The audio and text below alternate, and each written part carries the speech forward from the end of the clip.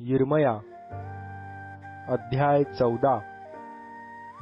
अवर्षणाविषयी यिर्मयाला परमेश्वराचे वचन प्राप्त झाले ते हे,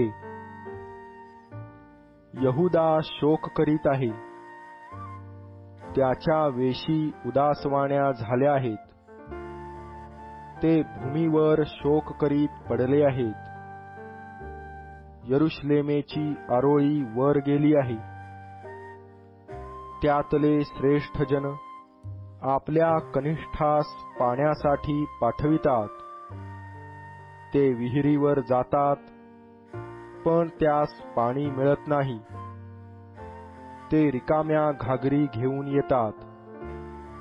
ते लज्जित व फजित होऊन आपली डोकी झाकून घेतात।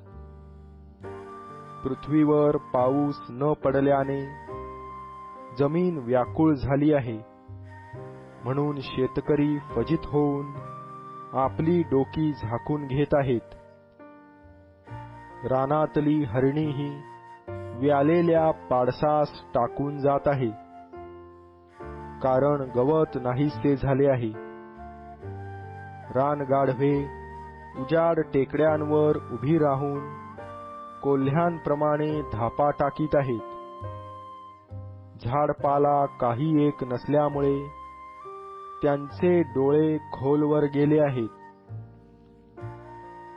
हे परमेश्वरा, आमचे अपराध जरी आम्हा विरुद्ध साक्ष देतात, तरी तू आपल्या नामास्तव कार्य कर। आमचे कितीदा पतन झाले आहे, तुझ विरुद्ध आम्ही पाप केले आहे। हे इस्रायलाच्या आशाकंदा, संकटसमयीच्या त्यांच्या त्रात्या, देशातल्या उपऱ्यासारखा, रात्रीच्या उतारूसारखा तू का झालास?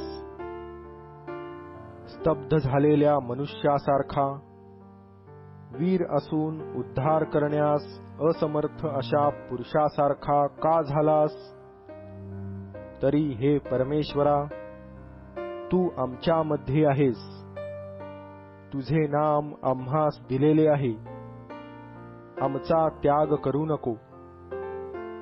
परमेश्वर या लोकास असे म्हणतो, त्यास अशा प्रकारे भटकणे आवडले। त्यांनी आपले पाय आवरिले नाहीत, म्हणून परमेश्वर त्यांचा स्वीकार करीत नाही। तो आता त्यांचे दुष्कर्म स्मरून त्यांच्या पापांची झडती घेईल। परमेश्वर मला म्हणाला, या लोकांसाठी, त्यांच्या बऱ्यासाठी प्रार्थना करू नको। ते उपोषण करीतील, तेव्हा मी त्यांची आरोळी ऐकणार नाही।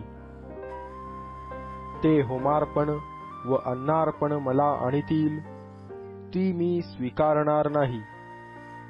मी तलवारीने, दुष्काळाने व मरीने त्यांचा संहार करीन।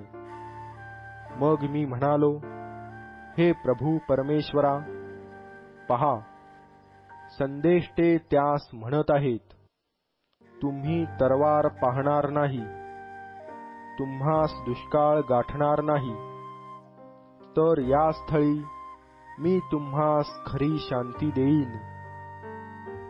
परमेश्वर मला म्हणाला, संदेष्टे माझ्या नामाने असत्य संदेश देतात, मी त्यास पाठविले नाही, मी त्याचबरोबर बोललो नाही।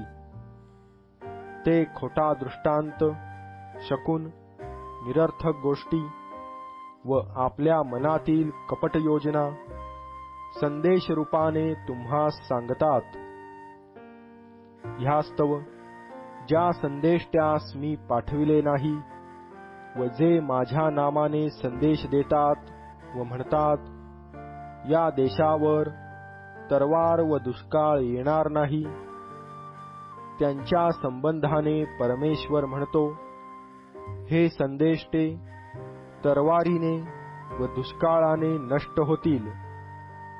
आणि ज्या लोकास ते संदेश देतात, तेही दुष्काळाने व तरवारीने मरतील व त्यास यरुशलेमेच्या रस्त्यांनी पकडून देतील.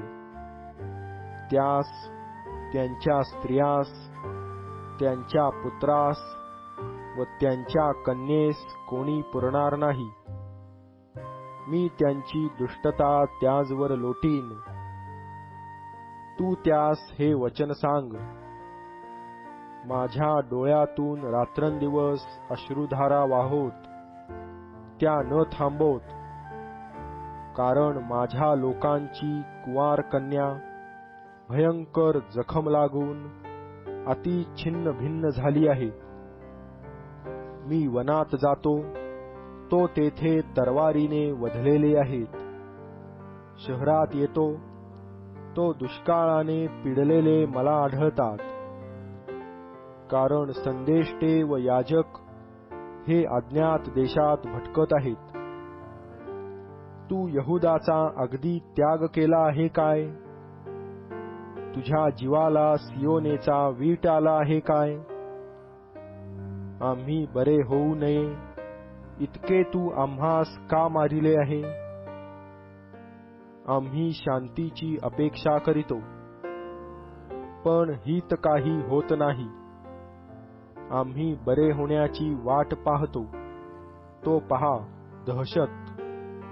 हे परमेश्वरा, आमची दुष्टता, आमच्या पूर्वजांचे दुष्कर्म आम्ही जाणतो. आम्ही तुझविरुद्ध पाप केले आहे. तू आपल्या नामास्तव आमचा वीट मानू नको. तुझ्या वैभवाच्या गादीची अप्रतिष्ठा करू नको. आम्हाशी केलेला करार स्मर, तो मोडू नको. विदेशांच्या निरुपयोगी दैवतात कोणी पर्जन्य देणारी आहेत काय? आकाशाला वृष्टी करिता येईल काय? हे परमेश्वरा, आमच्या देवा, हे करणारा तूच ना. आम्ही तुझी आशा धरितो, कारण तू ह्या सर्वास उत्पन्न केले आहे.